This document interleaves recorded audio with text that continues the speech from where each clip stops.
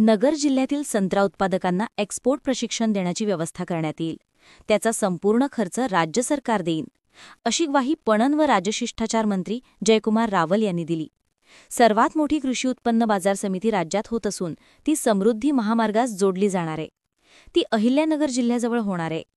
अहिल्यानगर कृषी उत्पन्न बाजार समितीला एक्सपोर्टची सुविधा देण्याचेही मंत्र्यांनी जाहीर केले. नगर तालुका कृषी उत्पन्न बाजार समितीच्या चिचोंडी पाटील उपबाजारचे भूमिपूजन शुक्रवारी पणन मंत्री रावल यांच्या हस्ते झाले. यावेळी ते बोलत होते.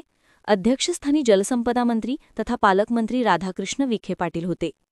यावेळी माजी मंत्री तथा जिल्हा मध्यवर्ती सहकारी बँकेचे अध्यक्ष शिवाजीराव कर्डिले, माजी मंत्री बबनराव पाचपुते, माजी खासदार डॉ. सुजय विखे पाटील, भाजपचे जिल्हाध्यक्ष अक्षय कर्डिले, कृषी उत्पन्न बाजार समितीचे माजी सभापती भानुदास कोतकर, भाजपचे जिल्हाध्यक्ष दिलीप भालसिंग, जिल्हा उपनिबंधक मंगेश सुरवसे, तालुका उपनिबंधक शुभांगी गौड, जिल्हा खरेदी विक्री संघाचे अध्यक्ष विलास शिंदे, तालुका खरेदी विक्री संघाचे अध्यक्ष रावसाहेब शेळके, माजी जिल्हा परिषद सदस्य सचिन जगताप, बाजार समितीचे सभापती भाऊसाहेब बोठे, उपसभापती रभाजी सूळ, सचिव अभय भिसे आदी उपस्थित होते.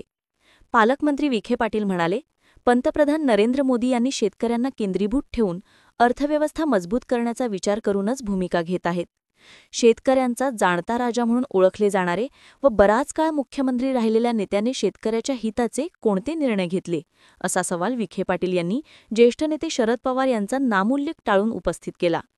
यावेळी मनोज कोकाटे, अशोक कोकाटे, पांडुरंग ससे, बाबासाहेब काळे, अनिल करांडे, भाऊसाहेब लगड, बाळासाहेब ठोंबरे उपस्थित होते.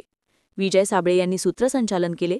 माजी खासदार डॉ. सुजय विखे पाटील यांनी आभार मानले.